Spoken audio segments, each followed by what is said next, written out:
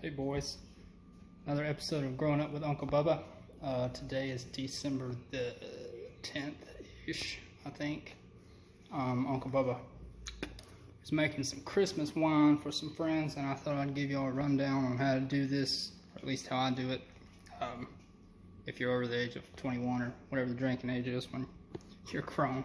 Anyway, here's how I make homemade strawberry wine. Step one, obviously pick your fruit. I go with strawberries because I've done enough trial and error with these that I more or less know what I'm doing. But pick your fruit. If you go with strawberries, I cap them, take the tops off, cut the big ones in half. And then you're gonna boil them. Depending on how much wine you want to make, depends on the size of the pot. But I got a half a 2-gallon pot right here, halfway full of water. I'm gonna set that to boil. And then depending on how strong you want your wine to be, dictates how much sugar you put in. And I'm making this for some alcoholic buddies, so I'm doing 2 cups of sugar in each of these 2-gallon buckets.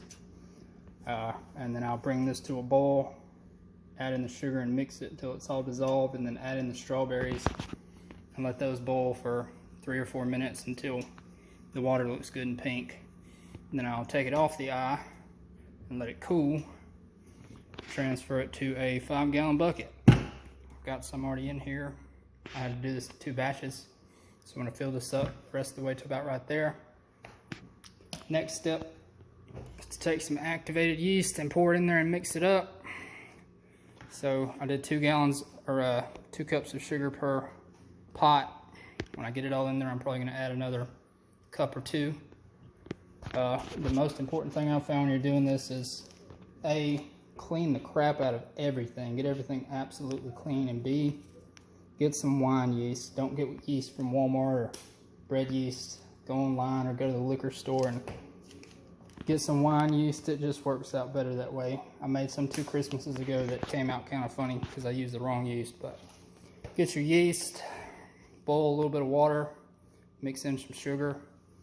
Let it cool down for just a minute, say 3 or 4 minutes, till you think it's about 100 degrees, and then add your yeast, stir it up, and let it sit for about 20 minutes. That activates the yeast so that when I put it into the bucket with the strawberries and all the sugar, the yeast is going to eat the sugar and break it down and spit out alcohol, which is a very dumbed down explanation of the process, but that's basically it. Yeast, sugar, fruit. Let it ferment, you've got booze.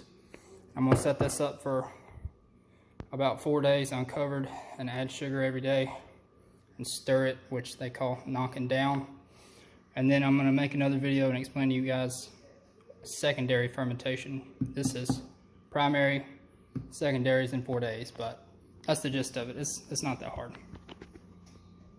Oh, and in case the sugar explanation wasn't that clear, I'm doing a pound of sugar per gallon of wine. So 5 gallons, 5 pounds of sugar for the initial fermentation, and then I'm going to add sugar in as it goes through the initial fermentation process to make it stronger. But it's a decent rule of thumb, I reckon. A pound of sugar per gallon of wine. You'll get some juice off of it. Alright, last few tips. I know I said it before, but make sure you wash everything.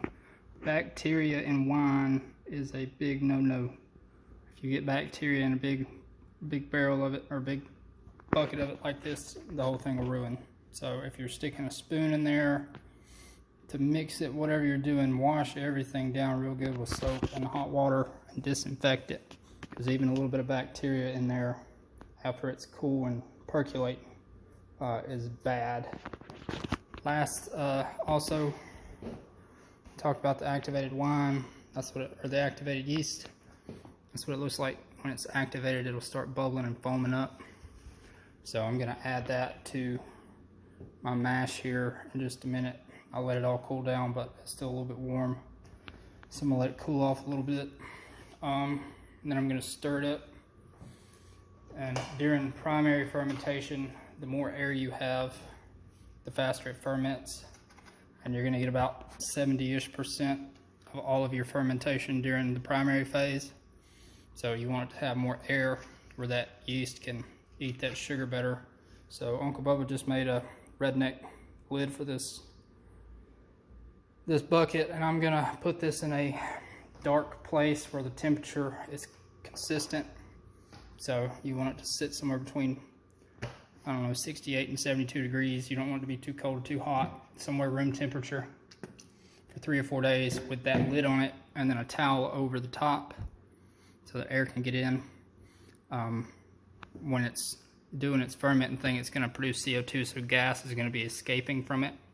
So don't do this and then bottle it, because you will make a bomb. Uncle Bubba made that boo-boo the first time he tried. I'll say that again, it's making CO2. Do not do this and then put it into a bottle and tighten the lid down. It will blow up. No, don't bueno.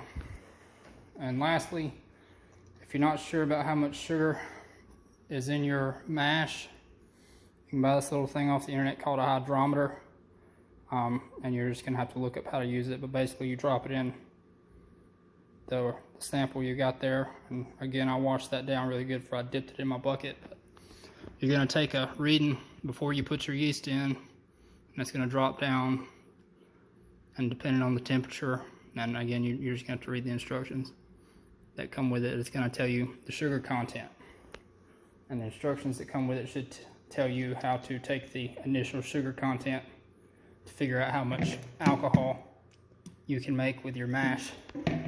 Uncle Bubba's making fortified wine because I have to make it really quick in about 2.5 weeks, so I didn't put too much sugar in mine because I'm gonna drop some more alcohol into the bucket to stop the fermentation in about 2 weeks, so that I can bottle it and give it to my friends and it won't, you know, blow up. But that's a good way to read how much sugar you have and figure out how much alcohol you're gonna make, and y'all will probably be smart enough to figure that out. Also worth noting that you really don't have to do the whole boiling thing. It just works better for me. You can mix fruit and water and activated yeast together and let them sit in an uncovered container or in a big jug with a loose cap, and it'll turn into wine.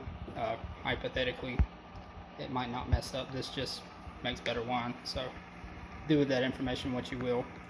If you do it without all this and just mix yeast and fruit juice, they call that prison wine. So, you know, if you ever get arrested, that'd be good to know. Anyway, Uncle Bubba loves you boys. Don't tell your mama I taught you how to do this.